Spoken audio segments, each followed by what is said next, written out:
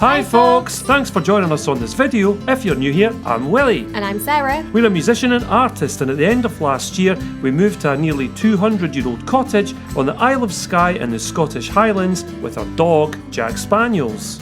This week we enjoy the last rays of the summer sunshine as we hunt for a very precious lost gold ring. But will we reunite it with its owner? Then the weather takes a turn and we see the first of the autumn storms batter the island. Find out if our boat can survive on its mooring at sea, or if this is the end of the line for Skye boat life. Join us as we continue. Living the Skye life.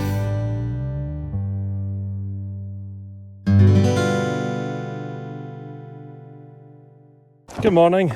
7 o'clock in the morning, but I've been up since 5:30 because I'm going to haul the lobster pots out. Sarah and Jack are still asleep. Well, Sarah is for sure. And I'm just walking out to the boat. I've got a bucket and a cool box with me, and I'm hoping to have one or two things to eat in them when I come back. Yeah, that'd be nice. Anyway, let's get to the boat. Well, I wasn't expecting to find this. There's a few of them as well. Shrooms. And I don't know what they are, but I will find out. Although I have a feeling I've seen them in my book. And I was right. I had seen similar mushrooms in my books, but I'm still not 100% sure on the ID of these, which is more than enough reason to never even consider eating one. Plus, from my research, it looks similar to the fool's funnel and even closer to the ivory funnel, both of which are deadly poisonous. So this mushroom certainly won't be making an appearance in the Skye-Life cottage kitchen. As you can see behind me, it's quite misty, but as you can also see, it's burning off on the hills and out to sea as well. It's all just burning off. It's actually going to be a really warm day today apparently, so I'm looking forward to this. I wasn't sure if I was going to go out when I looked out the window, but I can see now there's only about 20% left of what was here when I woke up. Sarah's probably still fast asleep in the cottage. This is cool, let's get going. Well, that was a bit of fun. The engine started cutting out a little bit. I think I just gave it a bit too much beans, given that it was cold. I'm hoping I'll be fine when I go back. You would have thought I would have put my gloves on by now, eh? Right, let's see what we've got.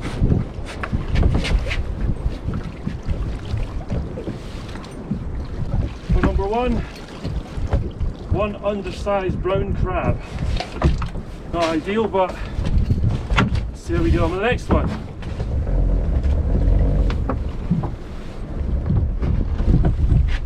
Nothing. Well, this is very different to last time.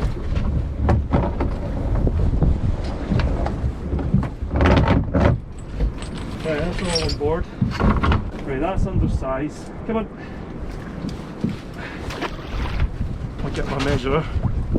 So, nothing in there. A few in here, but I'm not sure any of them are off size. It has to be 150mm to be legal size.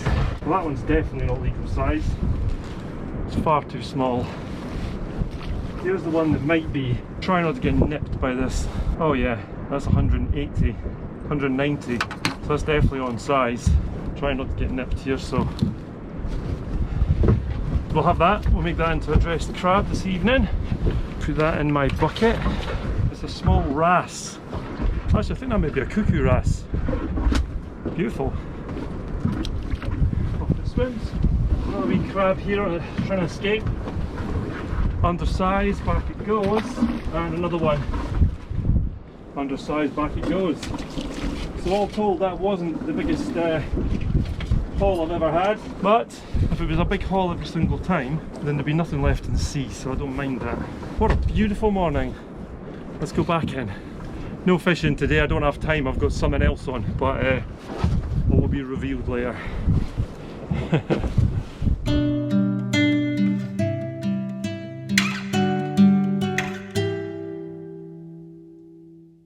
You join us in the car, clearly, on the way to Broadford. The reason we're going to Broadford is someone in Broadford has lost their wedding ring. They put a post on Facebook saying that this has happened. It's on the beach, so we're taking our metal detectors along and we're going to try and find it for them, because it must be very upsetting to lose your wedding ring. So let's see if we can find it. We talk a lot about Skye free ads on the videos, and it's kind of like Facebook Marketplace but just for Skye, but it's not just for buying and selling stuff. Like, people put up notices about road closures and if there's stuff at the honesty box and things like that. She had borrowed a metal detector from her friend and had a look already, but she couldn't find anything. But they're already difficult to use. Like, I find it really difficult to metal detect, and I've had a very good teacher. Who was that? Oh, I don't know, some guy crossed we find it. Hopefully, we'll see. They don't call it the Misty Isle for nothing.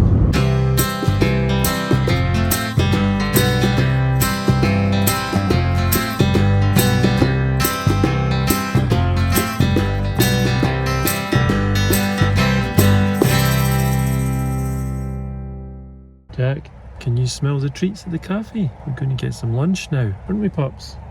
We're going to get some lunch. What do you think? Do you want some bacon? Want some sandwiches? Yeah. Having some brunch. Nice backdrop. Sarah's classy food. My square sausage roll and iron brew. Sarah's got an oat milk latte. No, an oat milk cappuccino. Yes. I've got a can of iron brew and a square sausage roll with ketchup. Someone's got to bring the Scottish. And let's be honest, it's not going to be me. Jack never does this straight away. He hasn't even had a walk yet, and he's just chilled out. Hey, Peppertron. Because you haven't realised that Daddy's got a sausage in his sandwich. Yeah, I've got to say the caramel one is talking today. Is that the salty? Salty caramel, yeah. Just had a nice bit of lunch. I'm off to find the ring. Hello. Hi. Hello. Alright, we're just getting set up. Yep, I'm putting on my small coil. So these things on the end of the detector are called coils, and they're copper wire wound round and round and round and round, and they're what detects the metal. I'm putting a small one on because the area we're looking is a very small burn that comes through the garden. So I'm putting this on so that I focus in on small targets rather than just picking up everything. There's a lot of junk in the burn from various people that lived in the houses and the houses up there because they've all been tipped in.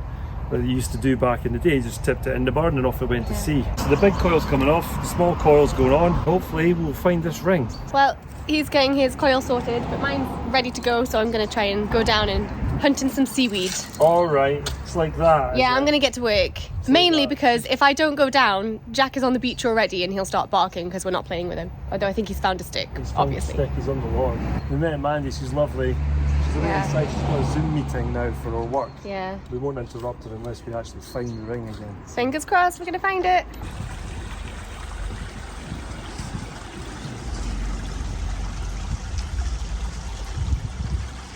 Got something?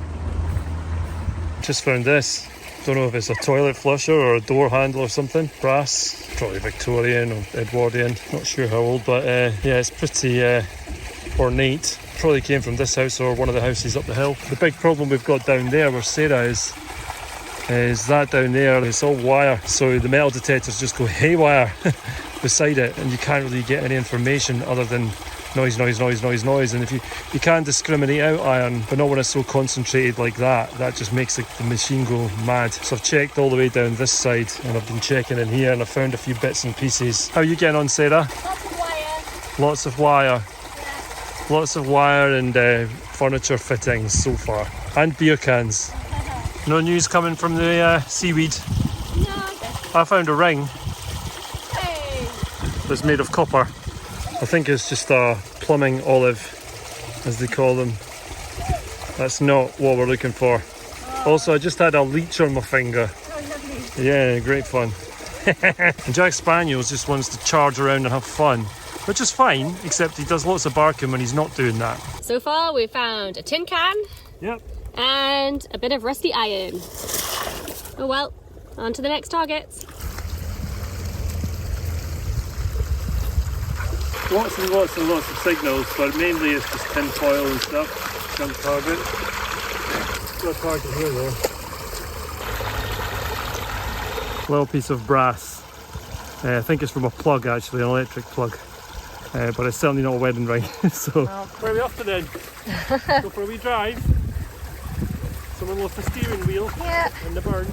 I knew you the driving force behind this operation. Ah, I like that one. Oh well, it's a nice little clean-up effort, if nothing else. Absolutely. Also, I might lose some weight as well. I've had a couple of leeches on me so far. Just found this. Doesn't look particularly old. Part of a lock, perhaps. But yeah, it's not a ring, that's for sure. Yes, Jack?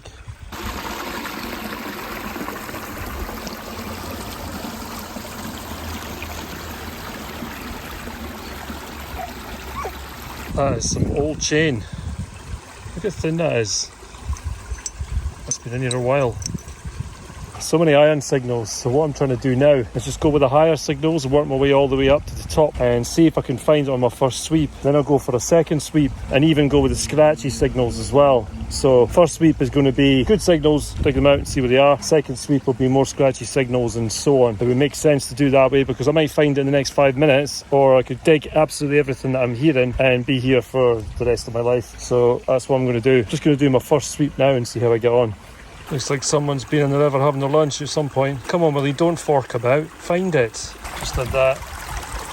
It's a car battery. The problem I'm getting down there is, I don't know if you can see all that orange, and that's because underneath here there's a loads of iron pipes buried right underneath, really deep. It's very, very difficult to hear anything through them because there's so much of it, but I shall persevere.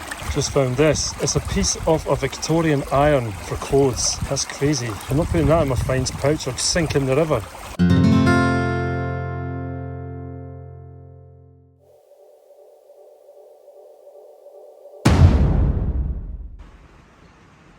I have a robin in the shed that flew in yesterday, and I thought it was a rat making their noise, but it was actually a little robin. Go this way, you silly sausage.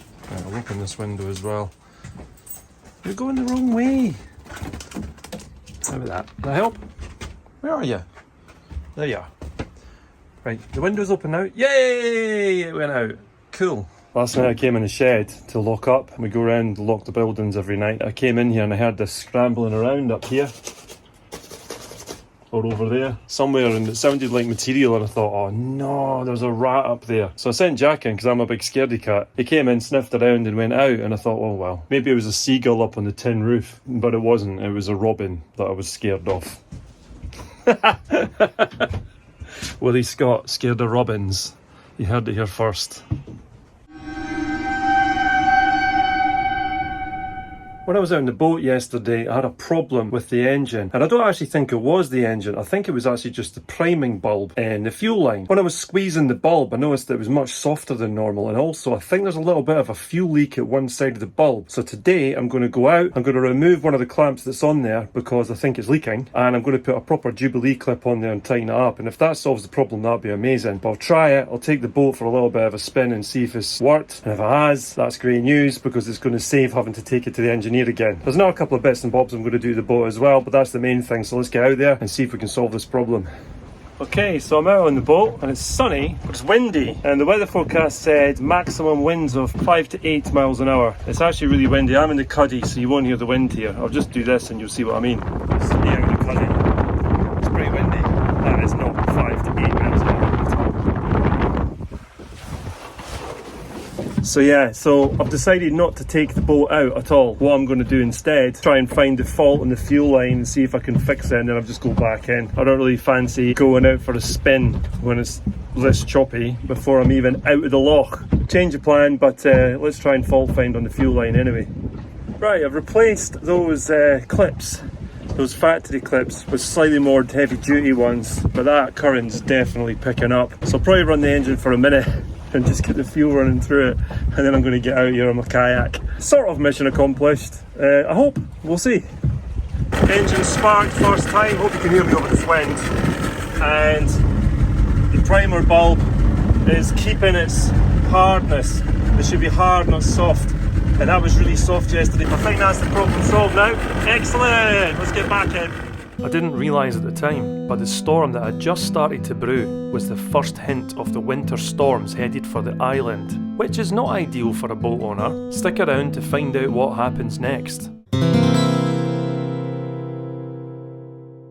It's not even 7 o'clock in the morning yet, and I'm walking over to the boat to take it out and get the lobster pots for what is the last time this season, which feels a bit sad really. I only got about half the season due to getting the boat a bit later on, and also just having problems, to be honest. I kind of feel like I've sort of got on top of that towards the end of the season, so I feel quite confident for next season. The next stage is actually getting the boat out the water, which Sarah and I are doing this afternoon. Yeah, I'm not going to film this part. I'm just going to go and get the lobster pots out, come back in, because I've got a crack on, and 2023 boating season is done.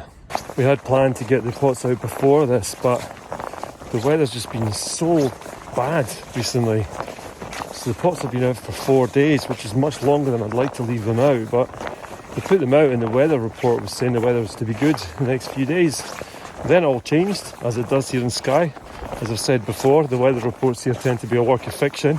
The last time I tried to go out, I had to turn round because the waves were just crazy. It was scary, actually. That was the indication that I needed to know that this is the end of the season. So I'm going to go now, pull these pots. I won't bother filming that this time. I haven't got the time. I've just got to go, get the pots in, get the boat back in, and then we're going to pull it out of the water in the early afternoon.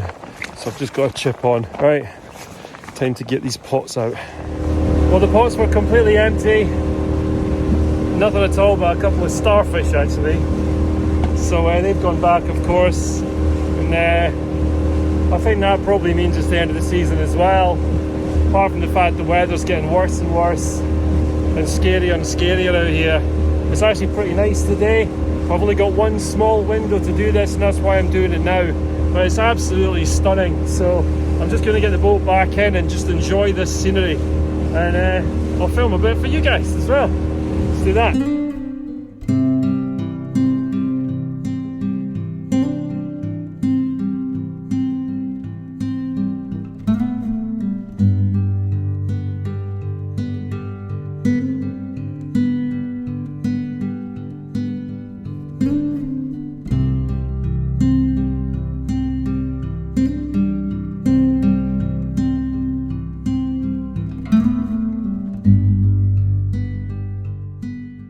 End of the boating season 2023. See you later. It's been so much fun. Here's to 2024 though, eh? Okay, it is a momentous day for Skye-Life Cottage. Yeah, time to get the boat out of the water. So we're having to move the trailer, which is just here, but we'll have to be pretty quick because otherwise we'll miss the tide. We've got a window today of really good weather, but it's going to be terrible afterwards. We really have to get chapping, so let's do this. Yeah, it's been horrible weather the last few days and it's been coming up again. And the easiest way to get the boat back home is to just bring it into the loch. Yeah. And up onto the trailer. So that's what we're doing. All hooked up. Time to go. Well, we got out in one. That's a novelty compared to last time.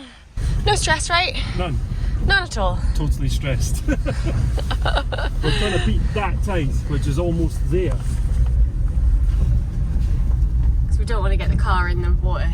No, we do not want to get the car in the water.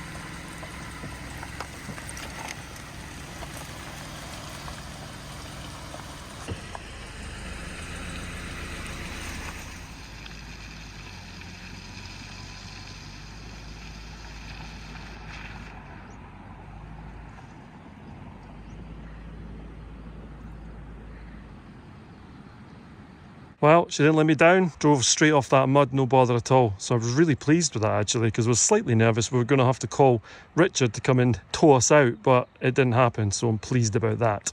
Result.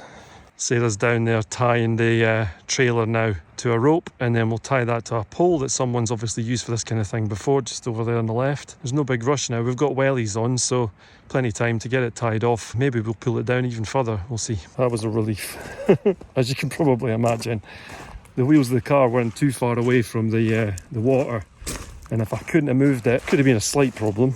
Try explaining that to your insurance company. See you later, I'm just off to the pub. I'm just checking these are all nice and loose, so when the boat comes along and it goes boosh on there, it's not going to have resistance, it's not going to crack the hull. Some gentle persuasion. Yep. It's quite strange actually doing this on a day like today. Obviously we have to do it when it's beautiful conditions, but it's just like, this is so nice, we're getting the boat out and we're bringing it in for the season. But I think these days will be few and far between going forwards. Not worth it to have the boat out there. This is me getting the winch ready to accept the boat when it gets to the trailer. And now I've tied the rope to the trailer and I'm going to tie it to the post on the shore. Well, we got it in and now we're just waiting for the tide to come in. So we'll bring it in at high tide and we may need to wait for the tide to go out a bit to get it on the trailer.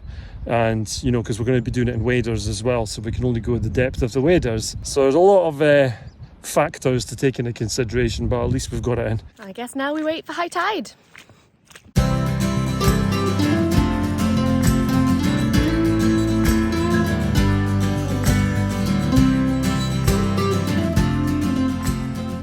This is my second long walk of the day out to get the boat, get back in again. But this time it's not to pull lobster pots in, this time it's to bring the boat back, put it on the trailer which is now in the loch. It should be interesting.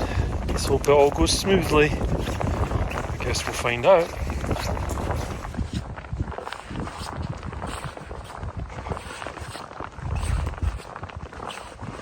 Okay, just got a text from Willie and he's in the boat at the mooring and he's going to start bringing it along into the loch. So time for me to put on my very, very flattering waders that he got me for my birthday and head down to the trailer so I can help him in.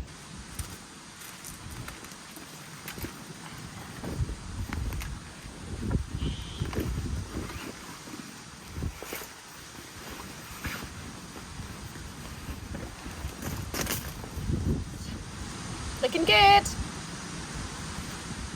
Wait, monkey, you gotta go in the house. Come on, in your bed. In your bed. Good boy. It's 20 minutes approximately to high water, so I'm just waiting for Sarah to let me know when I can go over. I'm just waiting for the call, so I'm just going to bob around until such a time as I'm told to go that way. Here's the trailer. The rollers are just submerged at the far end. We're in about 2.5 foot of water, so fingers crossed that's enough for Willie to get the boat in. I think he's going to bring it up slowly. We're going to then walk it in and use the winch to get it onto the trailer. Fingers crossed this all goes smoothly. Talk about ultimate laziness.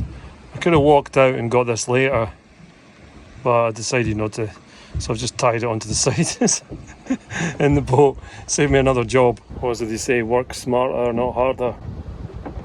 It's really weird. I'm just sitting on the seat, just bobbing around. It's actually quite relaxing. This could be some sort of therapy that's not been tapped into yet. Just boat sitting. You heard it here first. Patiently waiting for the phone call. I hear a boat. I think he's approaching. I think the horse is coming to watch. Always entertained by our antics. There he is. He's chopping seaweed, so he may have to jump out and walk the boat. It is flipping freezing in the water right now. Definitely not swimming temperature for me. Not even in a wetsuit. Row, row, row your boat gently down the loch. Come on, I haven't got all day. What is it about me and standing in cold water waiting for Willie and his antics? I thought I'd take a walk. A gondola. Isn't this romantic? It's like Venice. Do you want a tow? Yeah, go on, mate. Thanks for the tow. It's alright. Trailer's over there. I should probably jump out and do something, eh? It's a lovely day for a walk in the loch. Yeah. Right, I'm jumping out.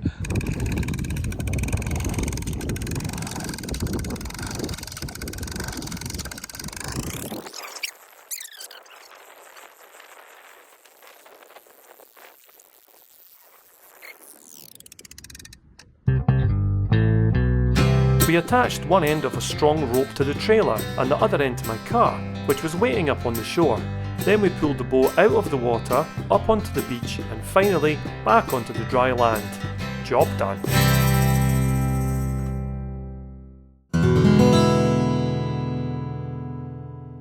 Well, we took the boat out yesterday because I knew a storm was coming, but I didn't think it was going to be as bad as this. This is pretty wild. Let's go and have a look outside. Come on, Jack.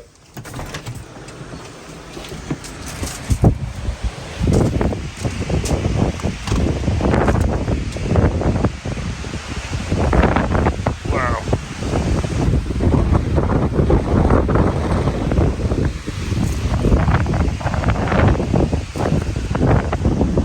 One day ago.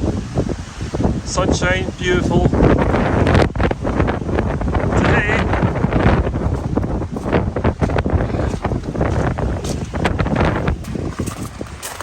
Here she is. I've actually got rain on my lens.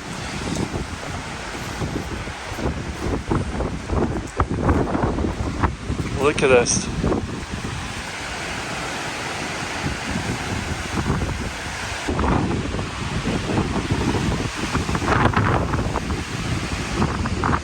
Yeah, it's fair to say that I'm pretty glad I made the decision to get the boat out when I did, because, you know, the mooring is strong, but how strong compared to that wind, that mad rain, and those waves?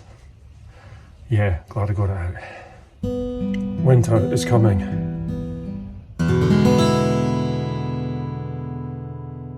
Well, we tried to find it and we did not find it. There was so much iron in that water, so many you couldn't really hear anything apart from and you can discriminate iron out, but only bits of it, not like huge long bars of it running underneath where you're detecting. So we didn't find it, but it's a bit of a shame. But the lady was really appreciative anyway. And it was lovely. We had a great chat. We did have a great chat afterwards. It was cool, and I just really wish that we'd found it, but you can't always, so we did try our best, and I hope one day she just sees it shining in the river and she can just pluck it out. That would be great. Anyway, hope you enjoyed seeing that. That's what metal detectorists do. If you're ever online and you see a post on Facebook, someone's lost a ring, most metal detectorists will go and try and find it. Free of charge, of course. But this time we were unsuccessful. Well, we did try, so that was the main thing, and hopefully she will find it in the future. As always, folks, thank you so much for watching our video. We really hope you enjoyed it, and if you did, please do leave us a like, a comment, or subscribe to our channel if you don't already. It's free to do, and it helps us to grow as a channel. And it's groovy. If you did enjoy this video, and others, feel free to buy us a coffee over on Ko-fi, or you can buy Jack a little treat. Or if you want to help us out more long term and have access to lots of exclusive content, you can head over to Patreon and become one of our amazing patrons. These videos genuinely wouldn't be possible for us to keep making and sharing with you guys without your support, so thank you so much to everyone that has supported our channel so far. Just want to say a massive thank you to everyone that has pre-ordered one of my calendars for 2024. I am hoping to get them back from the printers imminently, so once I do, I'll be sending all of those pre-orders out as soon as possible. If you did miss out on the pre-order, I will be releasing some for general sale very soon, and that will be on my Etsy store. Links in the description below. Thanks again for watching, and we will see you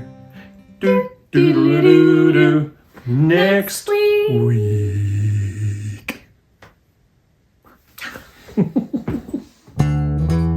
We're leaving our suburban life, moving over the sea to Skye.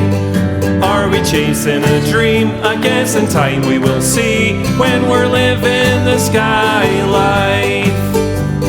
Living the Skye life. Hi folks! The last one. Oh my god. Jay's jumping on you. Jack, leave me alone.